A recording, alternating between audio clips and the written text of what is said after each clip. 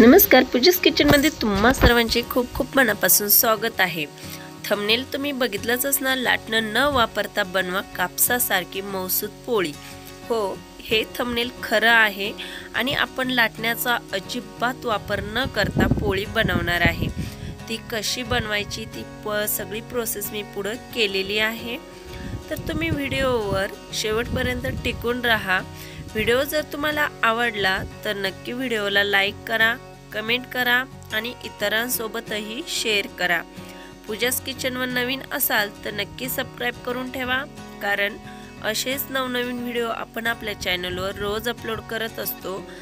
तर चला मग व्हिडिओला कुठल्याही प्रकारचा वेळ न घालवता पटकन रेसिपीसाठी सुरुवात करूया। आता इथे मी घेतलेला आहे गव्हाचं पीठ, त्यात थोडंसं आपल्याला चवीपुरतं मीठ टाकून घ्यायचं आहे। मीठ टाकून व्यवस्थित मिक्स करायचं आणि थोडं पाणी टाकून आपल्याला हे पीठ एकदम पातळ असं मळून घ्यायचं। आता पातळ मळायचं म्हणल्यावर आपण भजीचं पीठ मळतो या पद्धतीचं नाही मळायचं, किंवा मग आपण डेली पोळीला पीठ मळतो या पद्धतीचं पण नाही मळायचं। तर पीठ कसं मळायचं हे तुम्ही व्हिडिओमध्ये आधी बघून घ्या, तरच तुम्हाला हे रेसिपी पूर्ण लक्षात येईल। तर थोडं थोडं पाणी टाकून मी हे पीठ मळून घेत आहे आणि पाणी आपलं रेग्युलरचं वापरलं तरी चालेल, गरम पाणी वापरायची अजिबात गरज नाही। तर थोडं थोडं पाणी टाकून हे असं मी पीठ मळून घेत आहे। तर पीठ हे आपल्याला खूप ओलं नाही आणि खूप घट्ट पण नाही, तर अशा कन्सिस्टन्सीचं आपल्याला पीठ हवं आहे। तर तुम्ही बघू शकता व्हिडिओमध्ये पीठ थोडंसं मळून झाल्यानंतर 1 चमचाभर तेल टाकायचं आहे आणि पुन्हा आपल्याला हे पीठ मळून घ्यायचं आहे। आता हे पीठ आपण असं मळणार आहे की आपल्याला लाटण्याची अजिबात गरज पडणार नाही। तर आता हे पीठ मी एका बाउलमध्ये काढून घेते आणि पिठाची कन्सिस्टन्सी तुम्ही इथे व्हिडिओमध्ये बघू शकता, या पद्धतीचं आपल्याला पीठ मळायचं आहे। तर 5 मिनिटासाठी मी पीठ भिजत ठेवलं होतं। आता तेच पीठ मी आता व्यवस्थित मळून घेत आहे। तेलाचा हात तर आपण आधी पिठाला दिलेलाच होता। तर आता हे पीठ चांगलं भिजलेलं आहे, तर इथे कोरड्या पिठाचा अजिबात वापर करायचा नाही। दोन्ही हाताला मी तेल लावून घेतलेलं आहे। आपण जे पोळीला तेल वापरतो ते तेल, आणि पोळपटाला पण आपल्याला खाली तेल लावून घ्यायचं आहे। आणि जशी बाजरीची भाकर करतो ना, सेम अशा पद्धतीचे आपल्याला ही पोळी करून घ्यायची आहे। फक्त बाजरीची भाकर करताना आपला तो जो गोळा असतो तो मोठा असतो, त्या मापाची बाजरीची भाकर करतो, तशी पोळी करताना आपल्याला ही एकदम कापसासारखी आणि एकदम कागदासारखी करायची आहे। खूप जाड करायची नाहीये, नाहीतर आपली बाजरीची भाकरच तयार होईल। तर अशी चूक करायची नाहीये। आणि तुम्ही बघू शकता लाटण्याचा अजिबात वापर केलेला नाहीये, तरी इथे पोळी झालेली आहे करून। तर एक कोपरा असा लाटण्याला गुंडाळून घ्यायचा आणि सगळी पोळी अशी गुंडाळून घ्यायची, कारण का की आपल्याला ती तव्यावर टाकायला एकदम सोपी वाटते, कुठेही तुटत नाही, फाटत नाही।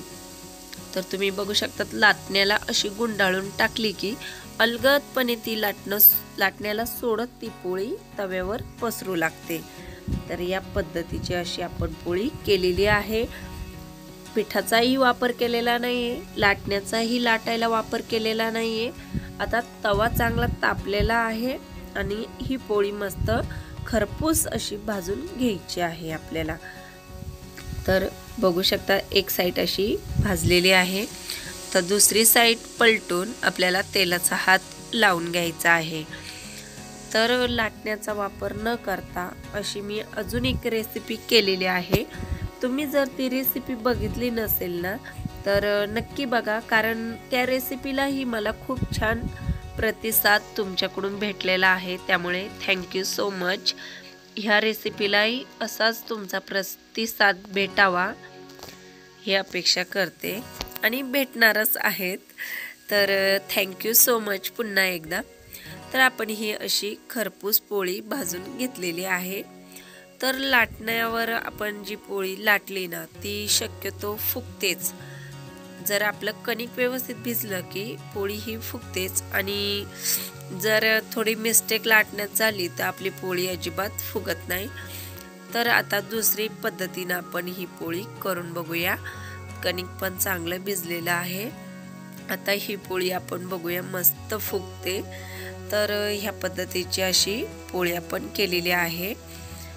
तर ह्या पोळीला मी आतमधून तेल लावून घेतलेलं आहे आणि उलट पालट अशी सारखी करून घ्यायची आहे।